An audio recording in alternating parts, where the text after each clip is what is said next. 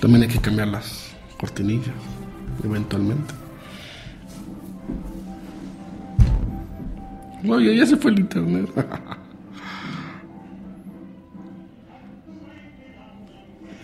It's a long way to Tipperary. ¿Empiezas? Empieza. Muy buenos días a todos, sean bienvenidos a este su programa Desde la Trinchera. Estamos en una nueva emisión a través de sabersinfin.com. Mi nombre es Ignacio Romero. Marco Antonio Gómez. Antes de que empecemos me gustaría mandar unos saludos muy rápidos a mi esposa y a mis hijos que nos están escuchando en vivo. Regularmente a ellos les toca nada más la retransmisión, entonces un saludo y un beso para mi esposa. Y también un saludo para todos aquellos que recibieron sus regalos de Reyes, que ahorita seguramente están disfrutando y jugando, ¿verdad? A mí no me dieron nada, Pues a mí tampoco. Nos portamos mal seguramente. Así es, eso me pasa por andar siguiendo cosas militares y violencia. Pero bueno, vamos a dar inicio a este nuevo programa Desde la Trinchera. Les recordamos que tenemos nuestra página de Facebook, Desde la Trinchera. En un ratito vamos a subir las fotos de las cosas que estemos exhibiendo el día de hoy y mayor información al respecto. Entonces, les vamos a mostrar la pieza que traemos hoy. Hoy traemos una gorra de piloto aviador americano de la Segunda Guerra Mundial. Esta gorra es muy característica de este periodo de los americanos, es como bombacha. Y lo que tiene particular las gorras americanas es que tienen el sello, el escudo de armas de los Estados Unidos. La particularidad que tiene el escudo de armas de los Estados Unidos es que tiene a la bandera, es el águila con las alas abiertas y las patas abiertas, y al centro tiene lo que es la bandera de los Estados Unidos. Nada más para checar algunos de los puntos importantes de este escudo. Arriba tiene como un sol con las 13 estrellas que representan a las 13 colonias originales. También tiene en una de sus patas, en su pata izquierda, tiene 13 flechas que también representan las 13 colonias originales. Y en la otra pata tiene una rama de olivo porque cuando se creó la nación americana, ellos decían que iban a vivir siempre en paz. Y en lo que se refiere a la medalla, en esta ocasión traemos una medalla que se llama la Cruz de Honor, pero en el mercado de los coleccionistas militares la conocen como la Cruz Hindenburg.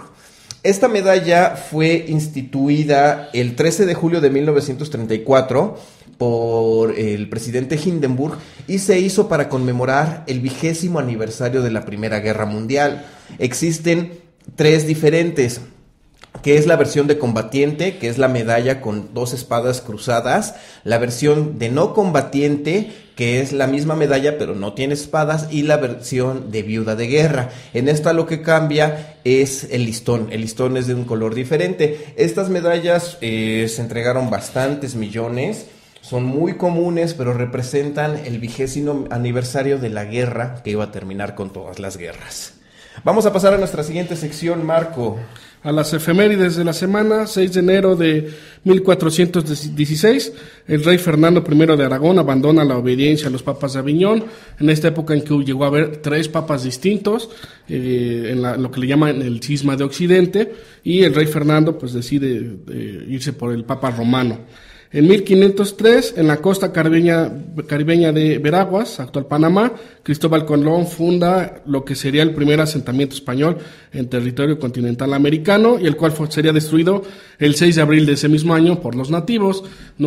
A los nativos pues siempre les espantó la idea de los extranjeros, y pues bueno, fue destruido este primer asentamiento. Un 6 de enero de 1945, en Polonia, las tropas soviéticas ocupan el campo de concentración de Auschwitz y liberan a más de 5,000 prisioneros, en lo que sería el primer contacto por parte de los combatientes de los aliados de todo lo que es el error del Holocausto, ¿verdad? De los millones de judíos que murieron ahí. Un 7 de enero de 1555, los franceses recuperan Calais, última posición inglesa en el continente, esto en el marco de la Guerra de los 100 años, una guerra que se llamó así por lo largo que fue, que no duró 100 años, duró 80 y tantos, pero lo curioso es que esta guerra empezó porque un rey inglés se casó con una señora francesa que tenía muchísimo dinero y muchísimas tierras, y esto eventualmente hizo que parte de Francia, desde el punto de vista legal y de la nobleza, perteneciera al reino inglés, cosa que a los franceses nunca les pareció, y eso ocasionó un derrame de sangre impresionante.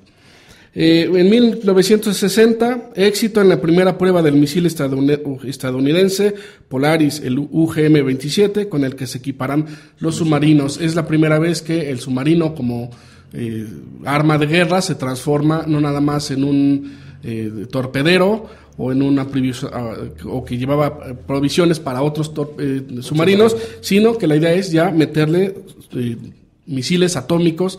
Y entonces esto hace que el submarino se transforme radicalmente, ya que es posible que este submarino se acerque a zonas relativamente próximas a sus objetivos y pudiera disparar los misiles, reduciendo el tiempo de respuesta del enemigo. El Polaris pertenece a la categoría de misiles balísticos, ya son misiles balísticos intercontinentales. La idea era que no tomara tanto tiempo, que cruzara, le diera la vuelta al mundo para llegar a su destino, como los Titanes. En los 60 estaban los misiles balísticos, los Titanes, que estaban enterrados en grandes silos allá en los territorios, y tomaba alrededor de 2 horas en lograr disparar un Titán. Un Polaris, el chiste de los Polaris, de los misiles que ya estaban en submarinos, es que eran móviles. Los soviéticos ya sabían a dónde estaban todos los silos americanos, pero no sabían a dónde estaban todos los submarinos norteamericanos. Entonces ya en dado caso de guerra, salían, disparaban el misil y ya podían continuar con sus misiones.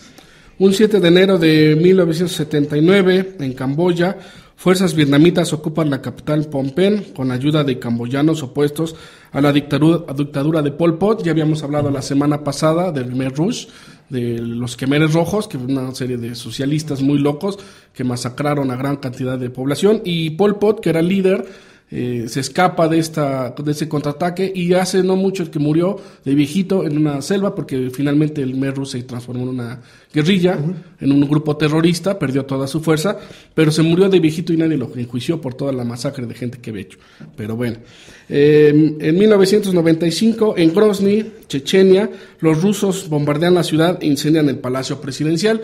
Cuando viene la desaparición de la Unión Soviética, se forma la Federación Rusa, y muchos territorios que eran antes parte de la Unión Soviética quedan muy contentos con la Federación Rusa, pero otros no, entre ellos Chechenia. Chechenia desde hace muchos años se ha reclamado su independencia y se ha puesto de repente muy pesado el asunto, y han estado en combate frecuentemente. En 2 ocasiones han estado en combate cerrado en las ciudades de Chechenia, e incluso los norteamericanos, cuando quisieron intervenir y decir que estaban matando chechenos, todo eso, los rusos dijeron tranquilos, porque esto es asunto casero y no les incumbe a nadie más. Entonces, pues sí, los rusos hasta cierto punto tienen razón, pero hay muchas zonas en la Federación Rusa que se separaron o que quieren separarse, pero que no pueden, principalmente también zonas musulmanes que no están muy conformes con ser parte de la Federación Rusa. Pero bueno, ahí tenemos un posible polvorín, ¿no? Una situación muy delicada. De hecho, el conflicto de Chechenia fue consecuencia o surgió a raíz de cuando fueron derrotados los rusos en la guerra de Crimea, allá en 1850. En el Tratado de Paz marcaban que este territorio se le tenía que dar la libertad y que iba a pasar a formar parte del Imperio Turco Otomano, y de ahí es consecuencia que es un conflicto que se ha venido arrastrando durante más de 150 años. Stalin los mantuvo bajo la bota. Cuando el camarada Stalin estaba ahí, ustedes saben que Stalin no se dejaba tonterías, y él simplemente los mandó a matar. Y de ahí, ya cuando se libera del yugo soviético, es por eso que resurge esta interés por independizarse. Un 8 de enero de 1916, relacionado con lo que comentaba Nacho, las fuerzas aliadas durante la Primera Guerra Mundial abandonan la península de Galípoli, allá en Turquía, precisamente esta operación que fue ideada por Winston Churchill. Y entonces, pues bueno, resulta que se salen de ahí porque les dieron una paliza impresionante. Nunca pudieron salir de las playas, ese fue el problema. Churchill, cuando él planteó la idea, decían que a través de los Dardanelos era donde iban a dar como un golpe, como un gancho en el vientre alemán, pero lo que resulta es que cuando desembarcan, los turcos ya los estaban esperando, y hay un momento en las primeras horas del desembarco a donde los aliados no hacen nada, desembarcan y se sientan en las playas a esperar a que les dieran instrucciones. Entonces es en ese momento cuando ellos no hacen nada y se sientan a esperar a que les den nuevas instrucciones, cuando reaccionan los turcos, reaccionan los alemanes, forman una línea y nunca los vuelven a sacar de ahí. Un 8 de enero de 1918 se publican los 14 puntos de Wilson, germen de la Sociedad de Naciones, de Woodrow Wilson, el presidente, que finalmente fracasa al final o más bien al principio de la Segunda Guerra Mundial, porque no tuvo esa fuerza, esa hegemonía que necesitaba para poder dominar a todos los países, y además queda Alemania resentida y quedan muchos conflictos por ahí, y esta Sociedad de Naciones nunca funcionó. Nunca pegó. Un 9 de enero de 1349, en Basilea, los ciudadanos de la ciudad le atribuyen la peste bubónica a los judíos, por lo que los apresan y queman vivos. Bueno, pues nosotros podemos pensar que lo que hizo Hitler durante la Segunda Guerra Mundial pues fue bastante lamentable. Lo cierto es que matar judíos ha sido un deporte europeo desde hace cientos de años. Siempre les echan la culpa de todo y agarran y los matan. Entonces, en esta ocasión fue la peste bubónica. Y bueno, pues finalmente es algo que los judíos siempre han tenido que vivir. Son víctimas siempre del bullying de parte de los demás países, ¿verdad? De hecho, los rusos tienen una palabra específica para esto, se llama pogrom.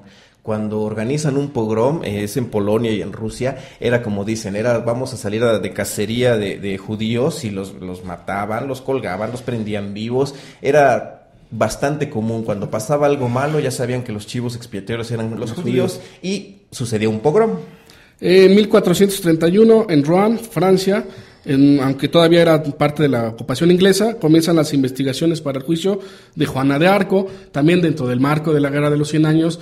Todos recordamos a Juana de Arco, que era una muchachita francesa que de repente dice que Dios le hablaba y lideró las tropas francesas en contra de los ingleses, y lo cierto es que de alguna forma los envalentonó y lograron derrotar y recuperar parte del territorio francés que habían perdido, pero finalmente es traicionada y entregada a sus enemigos, que eran los ingleses, y finalmente la queman viva por bruja.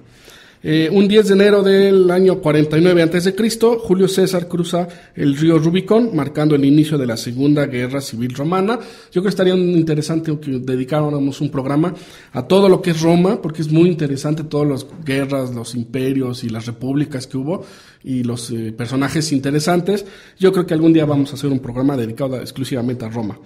Un 10 de enero de 1941, en Estados Unidos, el Congreso introduce el sistema Lend-Lease, o préstamo y arrendamiento.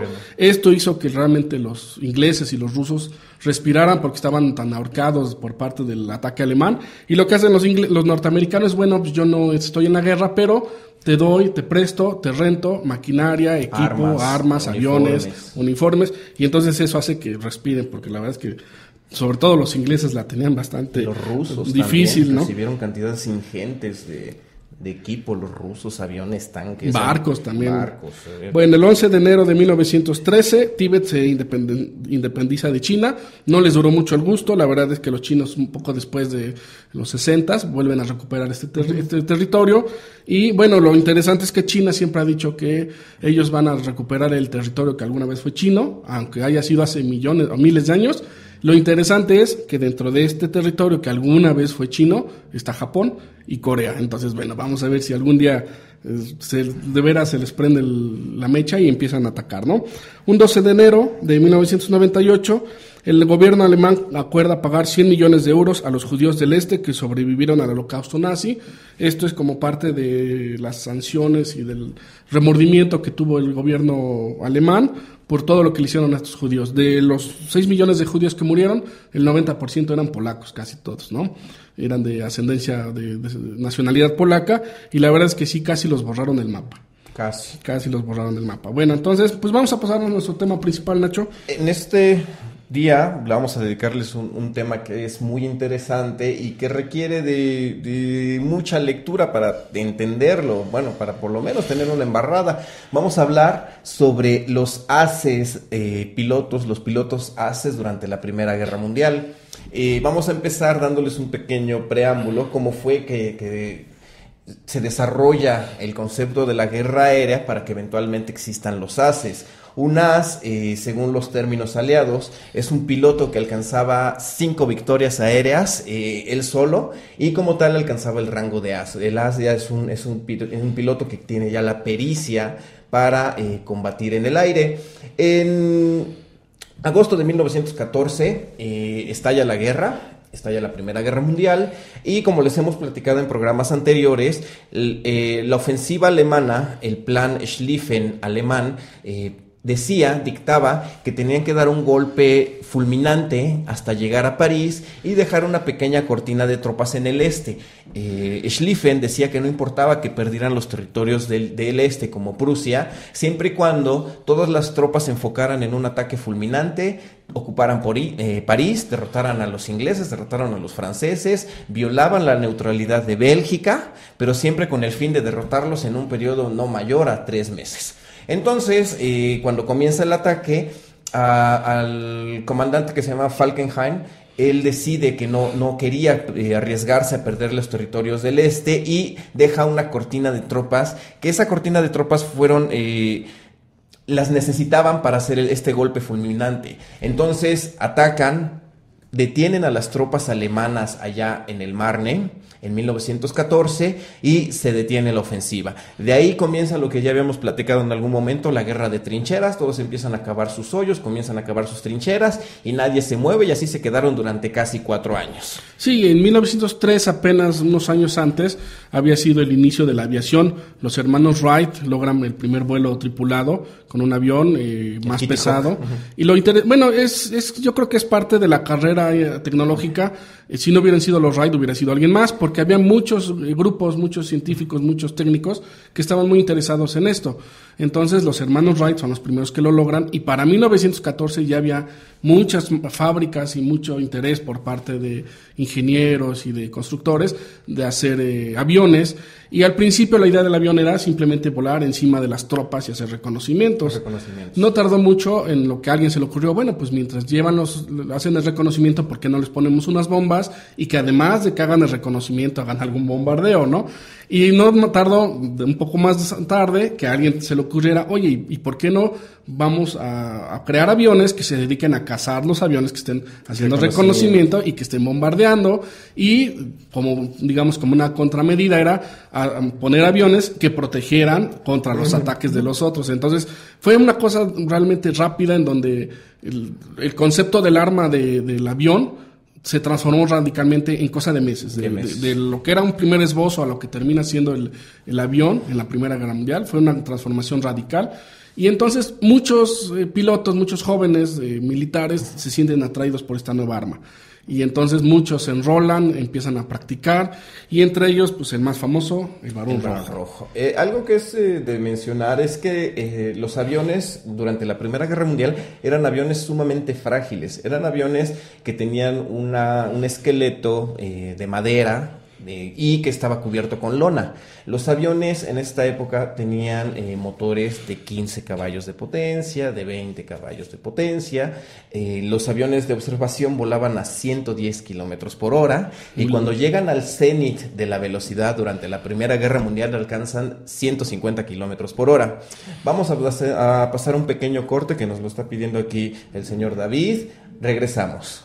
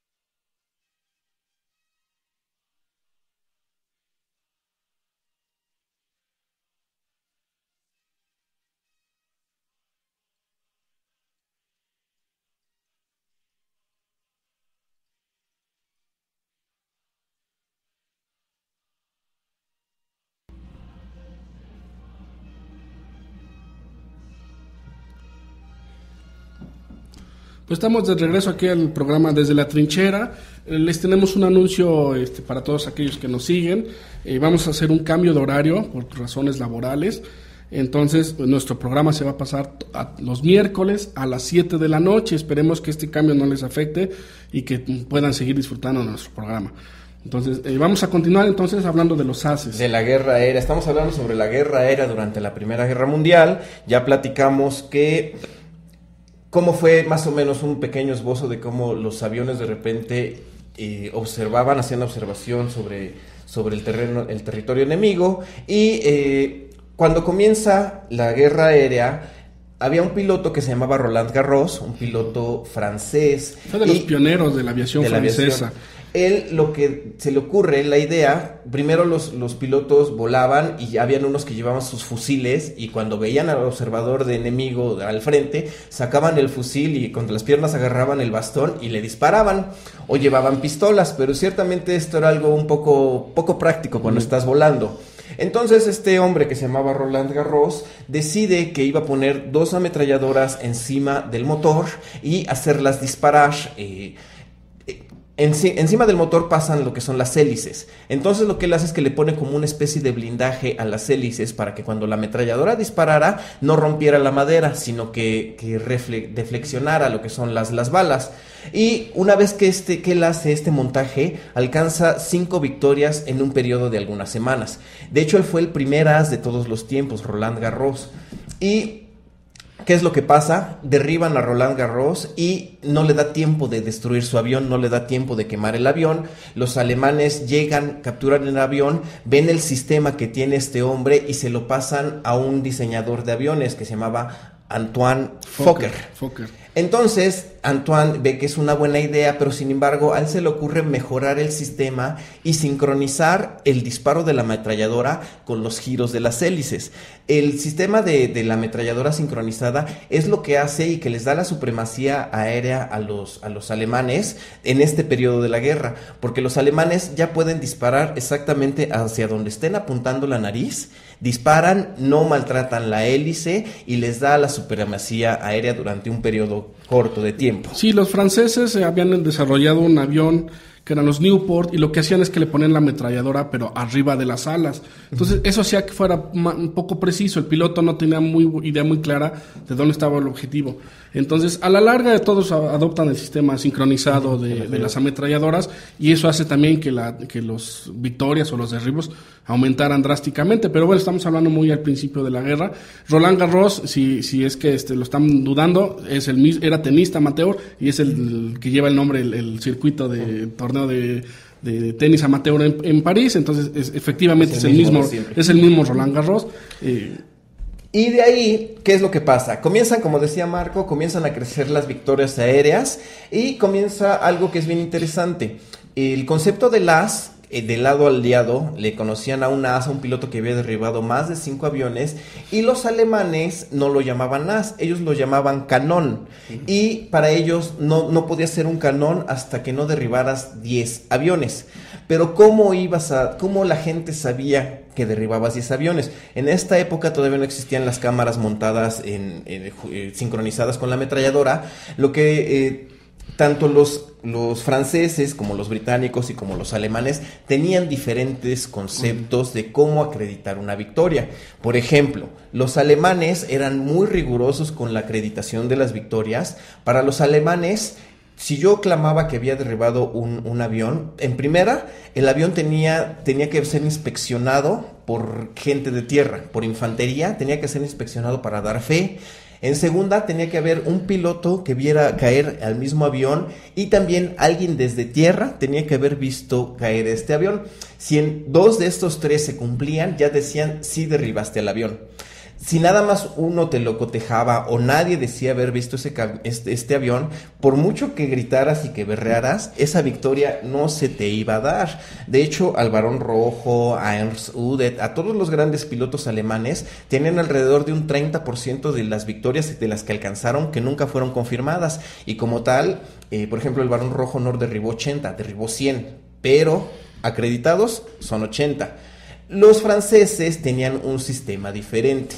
Los franceses, si tú como piloto clamabas haber derribado un avión y te lo cotejaba un piloto amigo, con eso era más que suficiente. Y los británicos, con que tú llegaras y dijeras yo lo derribé, con eso para ellos era más que suficiente.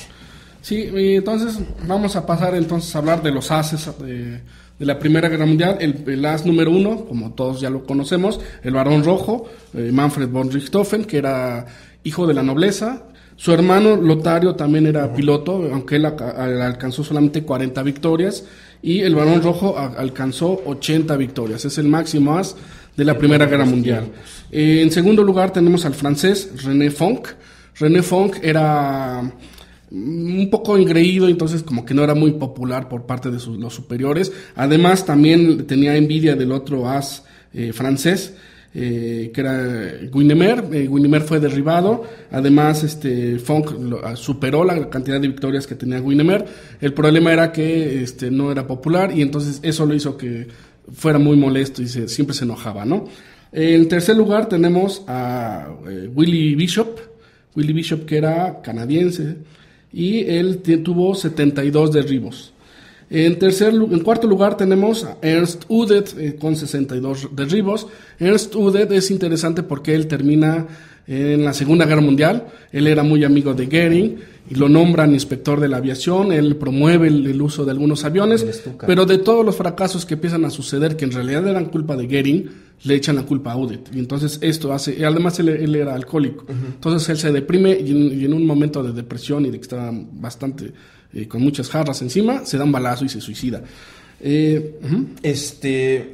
Así es, y quería yo comentar rápidamente que algo que le da el glamour a lo que son los ases de combate fue la maquinaria de propaganda que entró en acción. Particularmente lo que es el caso del Barón Rojo, los alemanes lo empiezan a crecer en lo que son los medios publicitarios. De hecho, hasta crean unas postales como las que son las tarjetas de béisbol. Crean un concepto mismo donde ponían las fotos de los ases. Y obviamente el Barón Rojo fue el que era la estrella predilecta de Alemania. Como nos comentaba Marco, el Barón Rojo venía de la nobleza. Él comenzó su carrera en la caballería, él comenzó su carrera siendo un ulano, y de ahí pide su transferencia a la nueva arma aérea. Cuando él comienza, la mayoría de la gente asociamos a lo que es al Barón Rojo con el uso del avión triplano, del Fokker D-7, pero en realidad él solo tuvo alrededor de 15 o 17 victorias con el Fokker D-7. Su avión principal con el que tuvo más victorias fue un Albatros, y cuando él lo pinta de rojo, lo hace con la idea, sí, obviamente, de llamar la atención, pero no era el rojo brillante que todos pensamos que es un rojo así como sangre, ¿no? Sino que era un rojo un poquito más apagado. No siempre el avión completo era pintado, a veces nada más le pintaban lo que era la panza roja.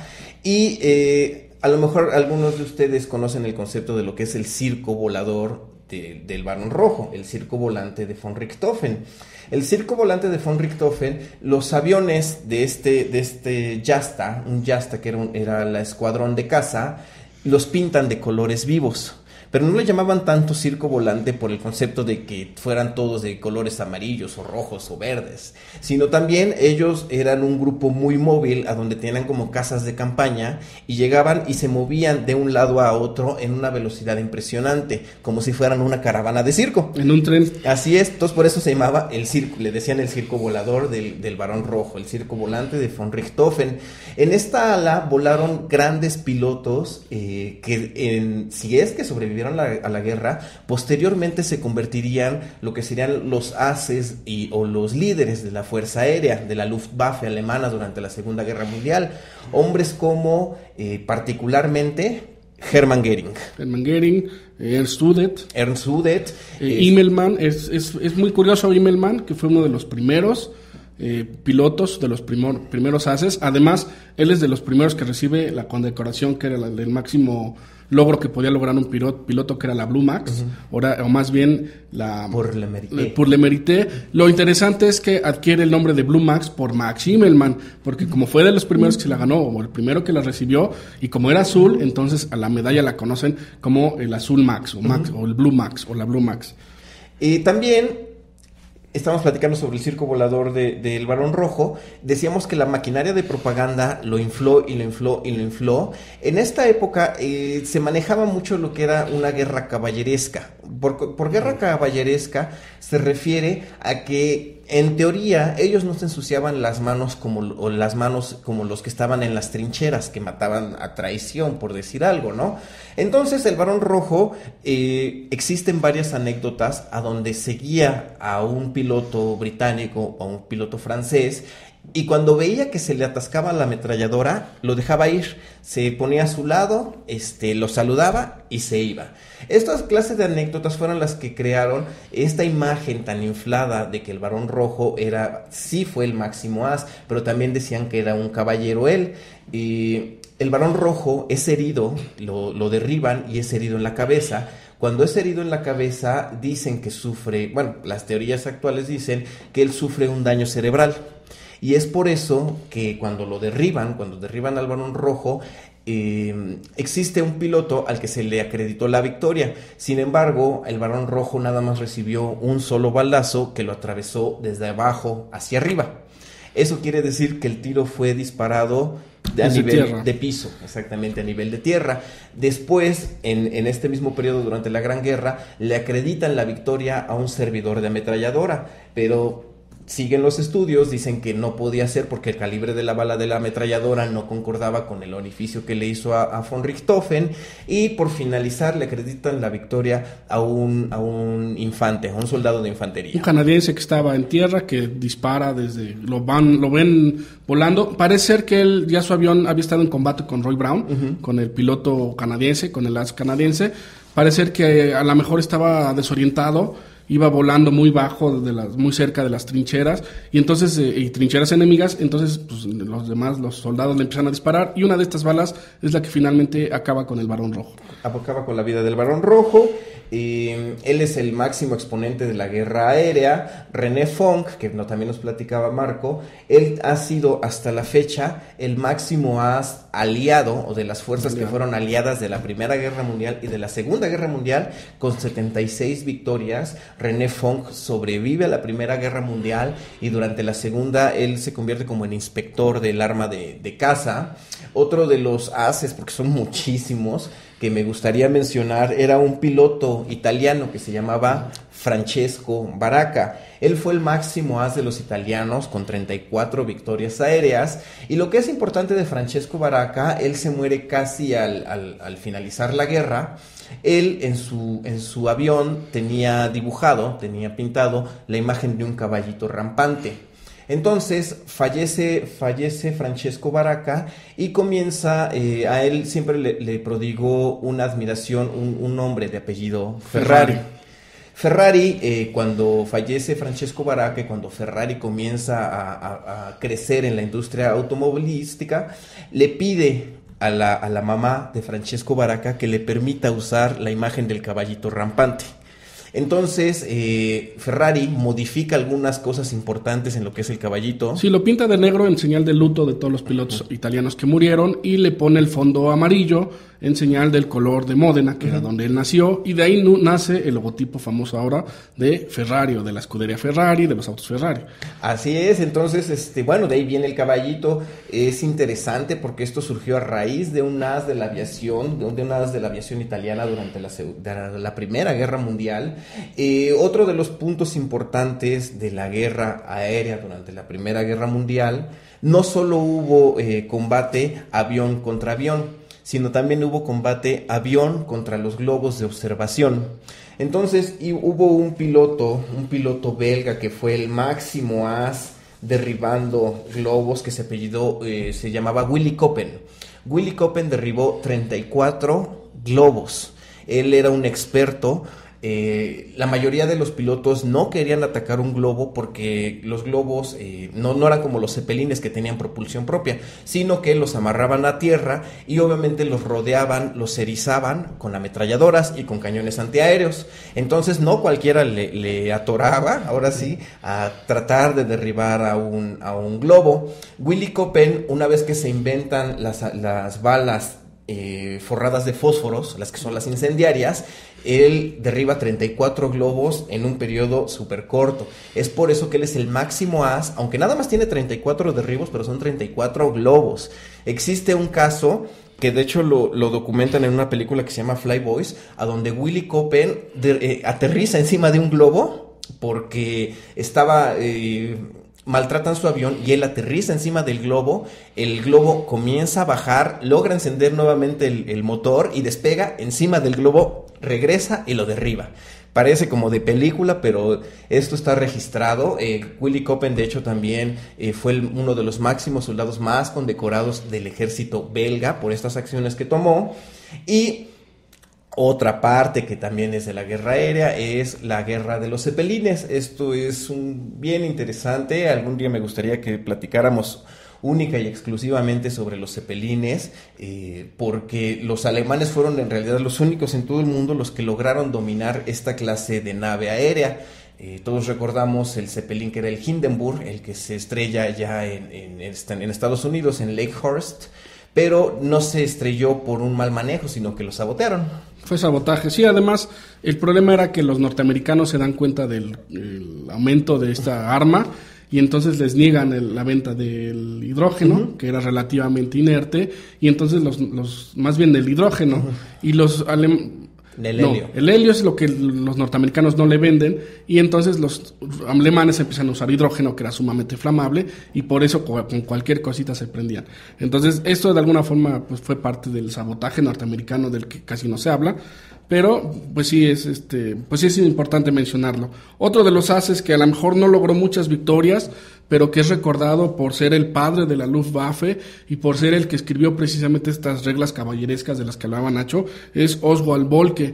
Él murió relativamente temprano en la guerra, sin embargo era el mentor del Barón de Rojo, fue el mentor también de Werner Voss y de Uder y de muchos de los que después se hicieron muy famosos, y precisamente él tenía esa idea de que el combate debía ser entre caballeros y no entre bestias. Entonces, si ves que está herido, pues ya no le vas a disparar. Si ves que se le traban las ametralladoras, pues lo dejas ir. Porque la idea era que fuera como algo así como como en las justas, como fueran las justas heráldicas, que en donde los reyes y los nobles se reunían y de alguna forma amistosa se peleaban, y en eso quedaba, ¿no? Que nadie fuera así con mucha sangre. Él tenía esa idea, entonces por eso es que Oswald Bölke pasa a la historia como uno de los más grandes ases también, aunque no tuvo muchos derribos. Otro de los muy famosos que me gustaría platicar rápidamente, que tiene una vida muy pintoresca, es Eddie Rickenbacker. Eddie Rickenbacker, que a lo mejor tampoco tuvo muchos derribos, tuvo como 20, a comparación de los demás, pues él no tenía muchos, pero él ya era famoso desde antes de la Primera Guerra Mundial, porque corría autos en la Indianapolis 500, después se enrola en la guerra, cuando entran los norteamericanos, él está ahí, además sobrevive a la guerra, y durante todo ese periodo de entreguerras, la Segunda Guerra Mundial y hasta los 60s y 70s, que es cuando muere en el 73, se dedicó a mejorar aviones, creó aerolíneas, se peleó con todo el mundo porque él tenía ideas muy específicas con respecto a lo que era la aviación. Estuvo en 2 accidentes de aviación, estuvo a punto de morir. En una ocasión estuvo a la deriva con toda una tripulación en el Pacífico, en la Segunda Guerra Mundial, rodeado de japoneses, y logró escapar. En otra ocasión en un avión de civil, que era de su aerolínea, que él iba inspeccionando el avión y la ruta, se estrella y estuvo a punto de morir también. Entonces realmente es de los personajes muy que vemos de vez en cuando, de esos leyendas de la aviación, quizá parecido a Chuck Yeager también, en el caso de Chuck Yeager igual de famoso, pero sí es de esos personajes pintorescos que es importante mencionar. Y él era americano, de hecho él fue el máximo as de los americanos durante la Primera Guerra Mundial. Había otro hombre del que me acuerdo ahorita que se llamaba Frank Luke, él se ganó la medalla de honor del Congreso de los Estados Unidos. Él es muy famoso porque en un periodo de 2 meses derribó creo que 8 o 10 globos y derribó un número igual de casas. Él, cuando lo derriban, en la citación de la medalla de honor del Congreso, dicen que lo derriban, sale del avión con vida, y cuando lo van a tratar de capturar prisionero, él saca su pistola y hasta la última bala fue que cayó muerto.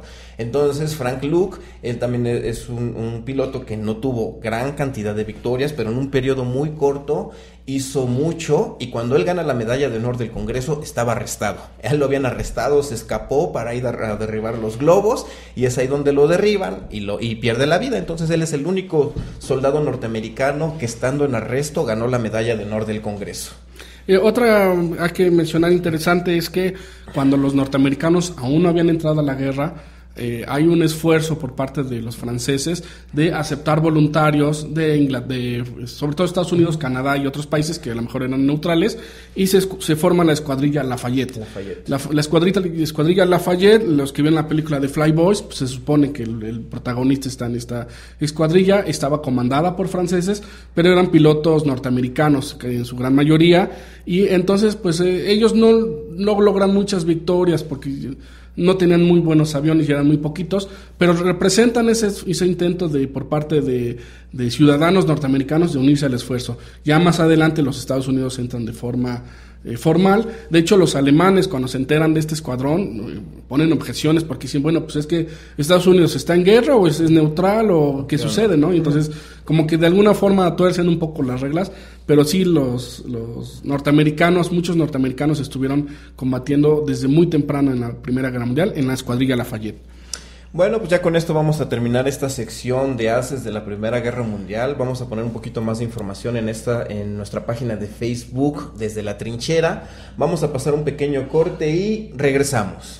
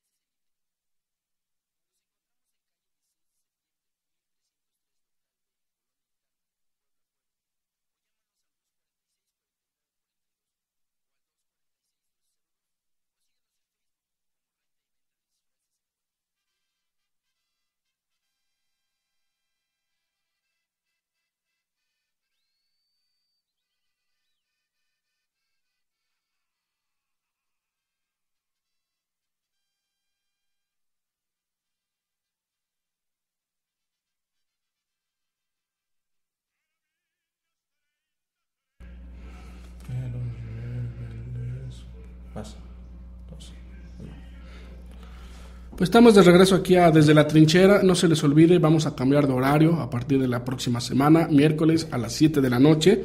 Vamos a pasar rápidamente a los saludos. Jorge Ponce, Blanca Muñoz, Cecilia Navarrete, Ale Palacios. Las películas de Pearl Harbor y Águilas de Acero sirven como referencia para el tema. Feliz año. Bueno, no sé si es pregunta o comentario. Desde mi punto de vista, son muy pro yanquis y son muy adelante. Pearl Harbor es de la Segunda Guerra Mundial y Águilas de Acero ya es moderno. Entonces yo te recomendaría más Fly Boys, la película que ahorita vamos a comentar, que yo creo que están más apegadas a lo que era. Luis Pérez, no sabía la referencia de Ferrari en la guerra, gracias por el apunte. Es un dato un poco conocido, hemos visto que realmente casi nadie sabe de dónde salió el caballito rampante, pero bueno, ya aquí está ya la historia. Jonathan Pérez, escuché su emisión, encontré este nombre, Gavin L. Graham. África participó en la Primera Guerra Mundial. Bueno, si nos pudieras mandar más información sobre Graham, no sabemos si es AS o si es alguien así genérico.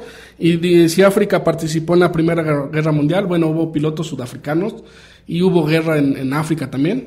Hubieron combates en territorios africanos y en Palestina y en Turquía. Esos son conflictos que casi no se conocen porque la atención del público estaba centrada en las grandes masacres de Europa.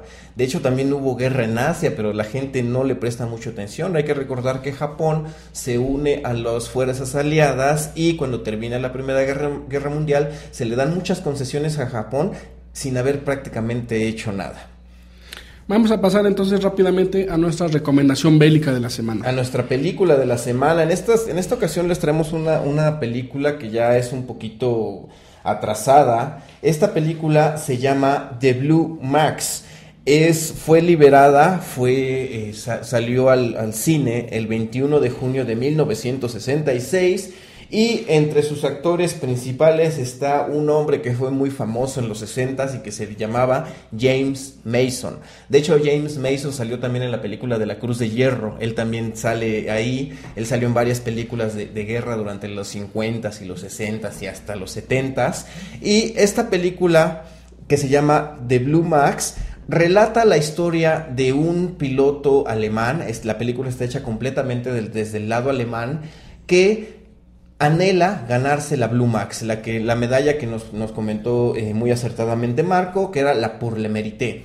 Él viene de una familia no noble, decíamos que los pilotos eran así como de la nobleza, eran como muy deportivos, y relata cómo él fue un soldado de infantería, ve un avión, se alista al arma de la aviación, y es su continua lucha por querer sobresalir y querer pasar las reglas establecidas, no escritas, sobre caballerosidad, deporte, ver la guerra como un deporte, y él no le importa. Él lo único que quería era obtener una Blue Max. Cuando finalmente la obtiene, comienza a hacerse famoso a través de los medios, y cuando este piloto, se le ocurre la brillante idea de quererse ligar a la esposa de un general, pues obviamente eso no le gusta al general y lo mandan a probar un avión que era un monoplano. Él se emociona mucho cuando ven los monoplanos.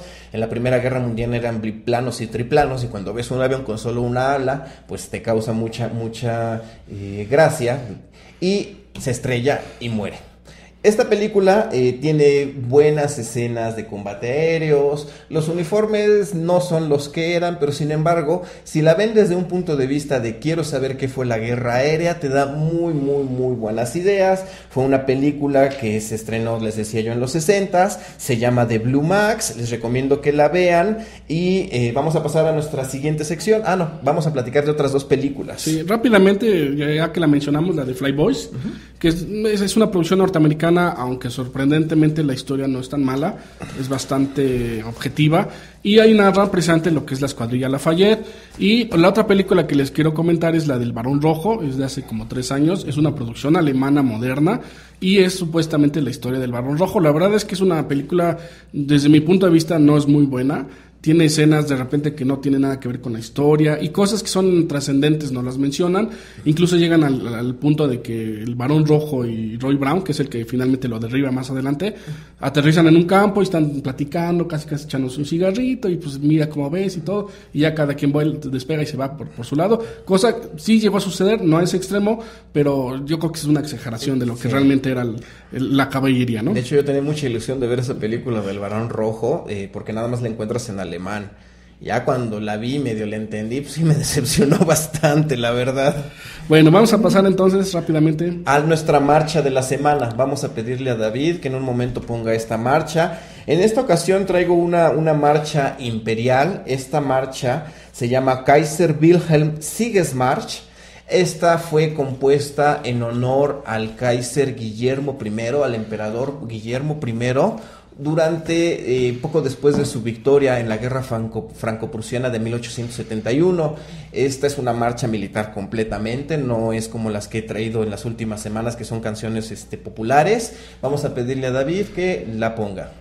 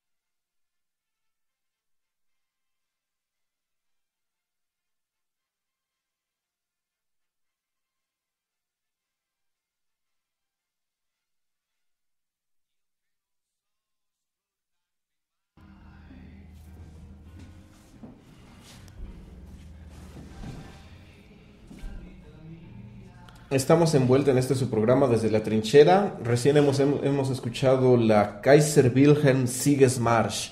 Esta canción, muy rápidamente, simboliza las victorias, el triunfo y los desfiles de las tropas alemanas. Vamos a pasar a nuestra siguiente sección, Marco. Bueno, vamos a pasar rápidamente. Jonathan Pérez, Gavin L. Graham, sudafricano, participó con la Royal Flying Corps, tuvo 13 victorias. Bueno, la verdad es que la cantidad de ACC es bastante grande. Yo aquí tengo en mis manos los que tienen más de 30 y son como 100 nombres, entonces sí, la verdad nombrar a todos está un poquito difícil. Tratamos de mencionar a los más representativos. Probablemente no fue el máximo sudafricano, seguramente hubo alguien con más, pero bueno, estamos tratando de mencionar a los más importantes. Bueno, vamos a pasar rápidamente a nuestras noticias. Traigo algunas noticias bastante preocupantes. Número 1, Ejército de Irán continúa con la optimización de sus sistemas de defensa aérea. Bueno, ya habíamos hablado la semana pasada que se les habían escapado, nadie había detectado un avión. Los iraníes han sido objeto de bullying por parte de Estados Unidos, de algunos de sus aliados, de Israel, porque tienen un programa nuclear y entonces los israelíes están con que les van a destruir su planta nuclear, los norteamericanos están en que les van a invadir y bueno, los iraníes pues están también preparándose y defendiéndose, tratando de crear defensas, porque sí, la verdad es que pues no se van a dejar, ¿no? La verdad es que los iraníes han soportado bastante su independencia y no van a permitir que los invadan como le fue a Irak o Afganistán o como está ahorita la situación en Siria. Entonces, bueno, pues ese sería el primer momento, sería lo más preocupante. Hay otra interesante, es que los expertos actualmente hablan de que hay más probabilidades actualmente de que haya una guerra nuclear que durante la Guerra Fría. No sé si recuerden que en la época de los 60, la época de la crisis de los misiles, muchos expertos, muchos científicos decían que le llamaban el reloj de la destrucción, que era cuando diera el reloj las 12 de la noche, era el fin de la humanidad por una guerra nuclear, y entonces durante esa época se le llamaba que estábamos a 5 minutos antes de la medianoche, antes de la destrucción. Pues lo interesante es que actualmente los expertos hablan de que ya no estamos a 5, estamos a 3 o a 2 minutos. Lo que es aquí curioso es que en realidad todo esto viene no por las superpotencias como es Estados Unidos y Rusia, sino por lo que los 3 países que comparten frontera, que son China, India y Pakistán. Los 3 países tienen ejércitos muy grandes, los 3 países tienen armas nucleares, los 3 países se odian acérrimamente, entonces la verdad es que es un posible, con cualquier situación que se salga de control, es causa de una chispa y pues no sería extraño que pasaran de guerra convencional a una guerra nuclear en cuestión de minutos. La verdad es que es una situación preocupante. Quiere decir que pues vayan haciendo su búnker, vayan preparando sus alimentos porque estamos cerca, no está tan difícil. Hay otra historia interesante. Rusia va a crear un centro de aviación no tripulada, va a entrenar pilotos, va a crear mecánicos, va a crear expertos, porque ya vimos que los drones se han convertido en... Es lo de hoy. Es el futuro, digamos, ¿no? Es lo de hoy, lo que está de moda, y entonces Rusia va a hacer un centro de aviación no tripulada. Sería interesante que aquí en México hiciéramos algo parecido. La verdad es que los drones son una opción muy económica, y tener un centro y crear y capacitar gente, tanto pilotos como técnicos, que puedan manejar estos avioncitos, pues la verdad sería una buena opción ahorita para la situación como se está poniendo.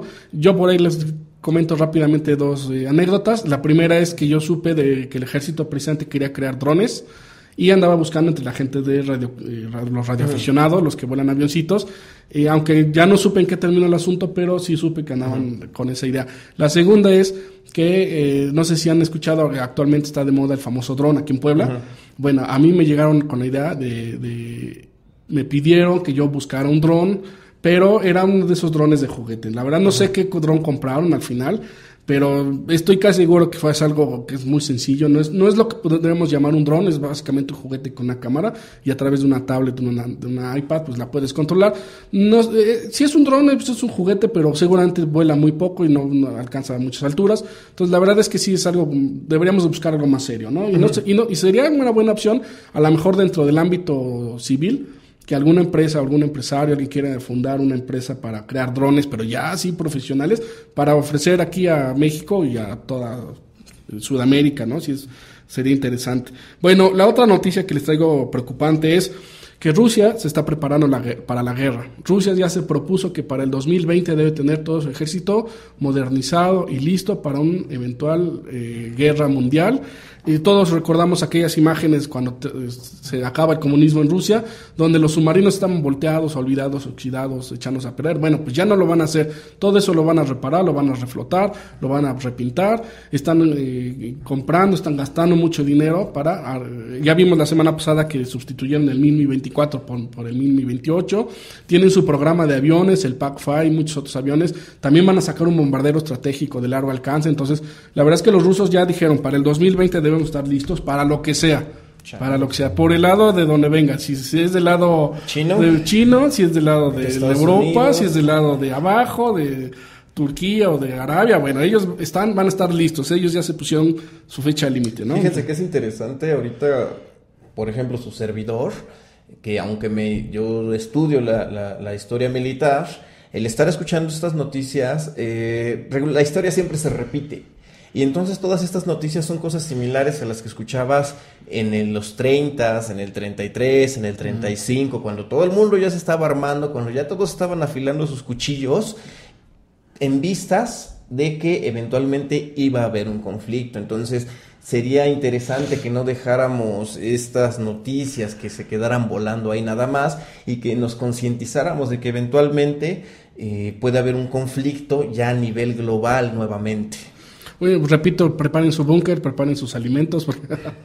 Bueno, y la última noticia que les traigo es una noticia curiosa. Resulta que los norteamericanos tienen el F-35, que es un avión de quinta generación, es el llamado Joint Forces, es el mismo avión es para todas las armas, pero ha salido muy caro, se les ha disparado los costos, están 35% arriba del costo inicial, y lo curioso es que algunos fabricantes mandaron a hacer piezas a China. Entonces el Pentágono se enteró y están muy molestos, están haciendo un escándalo porque dicen, ¿cómo es posible que tenemos nuestro avión que es el más secreto y el más avanzado tecnológicamente y manden a hacer piezas a China? Es absurdo, ¿no? Totalmente. ¿Cómo es posible que se lo des a nuestro enemigo? Entonces ahorita están viendo qué van a hacer. La verdad es que ya existía una prohibición de que esto sucediera, pero la verdad es que con los costos que se están elevando, las empresas vieron la opción de que lo hicieran en China. Y les van a meter una sanción económica bastante fuerte, porque no nada más es que hayan hecho algo que les habían prohibido, sino que están jugándose la seguridad nacional, están jugándose los secretos tecnológicos que tan celosamente guardan, y pues bueno, ya se los dieron a los chinos para que les desarrollen algunas piezas. Y segurito hasta de a gratis lo hicieron, no lo dudo. Sí, la verdad es que es absurdo, ¿no? Es una noticia bastante absurda. Pero bueno, eso son las noticias. La verdad es que la noticia de Rusia es bastante preocupante, y la noticia de la posible guerra nuclear es también. La verdad es que los hindús y los pakistaníes se odian hasta la muerte. Básicamente eran del mismo país, pero se dividieron precisamente por ese odio que se tenían entre musulmanes e hindús, por la diferencia de religión. Y pues no sería raro que en una de esas empezaran las patadas y los golpes, y el problema es que tienen armas nucleares, ¿no? Entonces, había una película de Hollywood, no me acuerdo cómo se llamaba, donde salía Ben Affleck, a donde decían que ya el problema cuando se desintegra la Unión Soviética, ya no el problema era preocuparte porque nada más tenías a un país que tenía bombas atómicas, sino que de repente pequeños países con dictadores bien dementes ya tenían también sus propias bombas atómicas, ¿no? Entonces ya era de ahí es donde van a venir los golpes, no de las grandes naciones, sino de estos pequeños países, de que si tienes suficientes millones de dólares puedes ir a comprarte una bomba y se la voy a poner a ver a dónde y a ver qué pasa. Sí, de hecho también con el caos de la desintegración, pues de repente perdieron el rastreo, y creo que como 5 que no han logrado encontrar, no saben dónde está o quién se las quedó o quién las tiene escondidas. Entonces la verdad sí no es como si fueran juguetes, ¿no? Pues de repente me volteo y ya no están mis juguetes, ¿no? Estamos hablando de 5 bombas atómicas que actualmente no saben dónde están perdidas, y pues es un posible riesgo, ¿no? No nada más para los Estados Unidos, sino para cualquier otro país. Es una película que les recomiendo que vean, es El Señor de la Guerra. Esta película, bueno, sacan esta escena a donde cae la Unión Soviética y este hombre llega a los arsenales soviéticos y como si estuviera en el súper, quiero 5 de estos, dame 20 de estos, dame 1 millar de estos, y a comprarlos a los rusos. Cuando termina la guerra les deja de pagar el Estado, y entonces obviamente comienzan a vender sus armamentos y es de ahí donde se surten las guerras del tercer mundo. Les recomiendo esta película, El Señor de la Guerra. Sí, rápidamente, Lucy Lozada podrían hablar acerca de la unión de las Coreas en eventos deportivos, como se dio dicho enlace, feliz año. Bueno, la verdad es que no sabemos mucho de esta situación, si nos pudieran mandar más información. Pues ya, para terminar el programa, vamos a pasar rápidamente a nuestra cita bélica. Cita bélica. En esta semana les traigo una cita del Barón Rojo de Manfred von Richthofen que dice: por supuesto, con el creciente número de aviones, uno tiene más oportunidades de derribar a los enemigos propios, pero a su vez crece la posibilidad de ser derribado. Esta fue una cita que él mencionó en una medio autobiografía que fue publicada en 1917. Fue más bien una biografía que desarrolló el Estado como de propaganda. Les decía que la máquina de propaganda alemana era muy eficiente y entonces esta fue mencionada en este libro. Y ya con esto nos despedimos en este programa. Les recordamos que para la próxima semana tenemos cambio de horario. Miércoles a las 7 de la noche. Quedo a sus órdenes. Cualquier dudas, preguntas, sugerencias, estamos en nuestra página de Facebook Desde la Trinchera. Que tengan una excelente semana. Mi nombre es Ignacio Romero. Y pues quédense en casita disfrutando de los juguetes que les trajeron los Reyes. Que a mí no me trajeron nada. Muy bien. Y entonces pues nos estamos viendo la semana miércoles a las 7 de la noche. No se les olvide. Buena semana.